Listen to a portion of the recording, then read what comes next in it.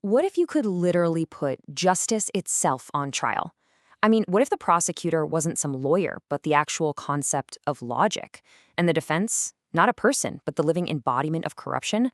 Well, get this. 700 years ago, a poem called Piers Plowman did exactly that. It staged this epic courtroom drama where these huge ideas battled it out for the very soul of a kingdom. And at the absolute heart of this entire conflict is a question that, honestly, feels just as urgent today as it must have in the 14th century. Can justice actually be bought? That single question, that's what drives every argument, every bribe, and every single verdict in this story. So, our story kicks off in a kingdom that's in real trouble. The whole system is broken, and the king, he's rejecting all the easy, corrupt fixes being offered to him. He knows, deep down, that he needs something purer, something way more unshakable, to bring back any kind of order. So the king issues this really powerful command. He tells his advisor, a character named Conscience, to go out and summon the one force he thinks can actually fix this mess, a character named Reason. The king is basically saying, you know what? Forget all the politics, forget the payoffs. From this day forward, pure logic is going to be my chief advisor. Okay, so Reason has been summoned, and the court begins to assemble. Let's meet the main players in this drama. And you got to remember, these aren't people. They are powerful, abstract ideas brought to life. First up, we've got our antagonist, Mead. Just think of her as the living, breathing embodiment of every shady deal, every backroom bargain you can imagine. She's that whole cost of doing business argument made flesh, and she's absolutely convinced that there's no problem a big enough pile of cash can't solve.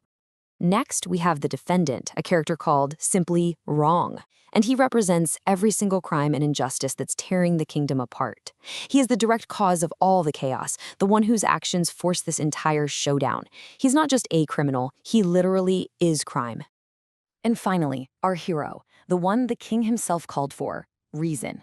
He is the personification of pure logic, morality, and good government.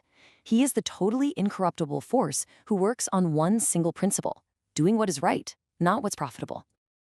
All right, so the trial begins. The first witness to step forward is a character named Peace, and he files a formal complaint that puts a very real, very human face on all the damage that Wrong has been causing. And this is where the abstract idea of wrong becomes painfully concrete. He's not just a vague concept. He's accused of theft, of assault, of messing with people's livelihoods.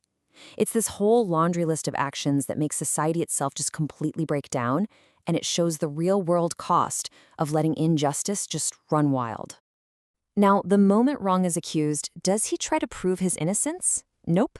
His very first instinct is to find a bag of gold. And this, right here, is where Mead, our force of corruption, springs into action. And this just lays out the timeless playbook for how corruption works, right? First, Wrong's cynical advisors, called Wisdom and Wit, tell him that money is his only way out of this. Then, Mead herself goes to the victim, Peace, and offers him a bribe of pure gold to make him drop the whole thing. And guess what? It works. Peace takes the money and asks the king for mercy. For a second there, it looks like the system is working exactly the way the corrupt want it to. But the king? Oh, he is absolutely furious. He sees right through this payoff and flat out refuses the settlement. He knows that if Wrong gets away with this, he won't just be free, he'll be emboldened. He'll be out there laughing at a system that can be so easily bought off, and the king is just not going to allow it. So this is the moment. This is what the whole trial has been building towards. The bribe has been rejected, and now the king's new advisor, Reason, takes the floor. And he delivers this incredible speech that just completely dismantles Mead's entire worldview and offers a brand new vision for the kingdom.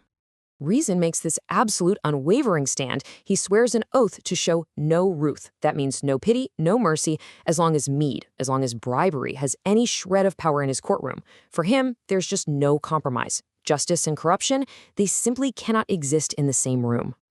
Then, Reason lays out two possible futures for the entire kingdom. It's a choice. In a world ruled by Mead, leaders love lies, the government only serves itself, and the law is just a tool for the rich. But, he says, in a world ruled by reason, truth is everything, the government serves the common good, and the law itself becomes a humble laborer, serving everybody equally. He boils his entire philosophy down to this one, simple, unbelievably powerful principle. It's actually written in Latin in the poem: Nullum malum impunitum, nullum bonum irremuneratum. And what it means is this: no evil will go unpunished and no good will go unrewarded.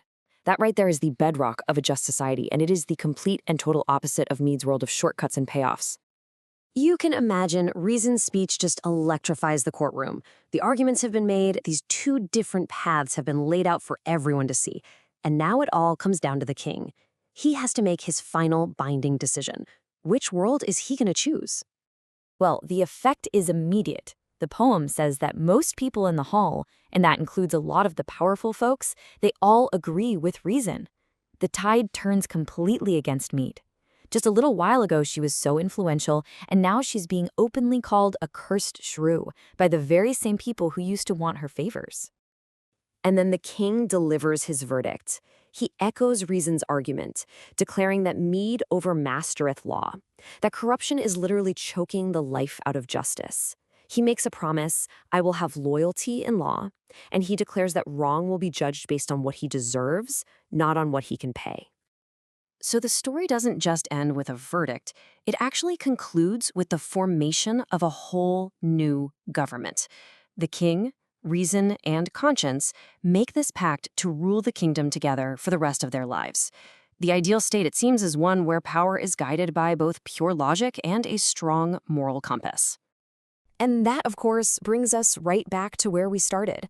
The poem ends with this vision of hope, but it leaves us all with a lingering question that has been echoing for 7 centuries.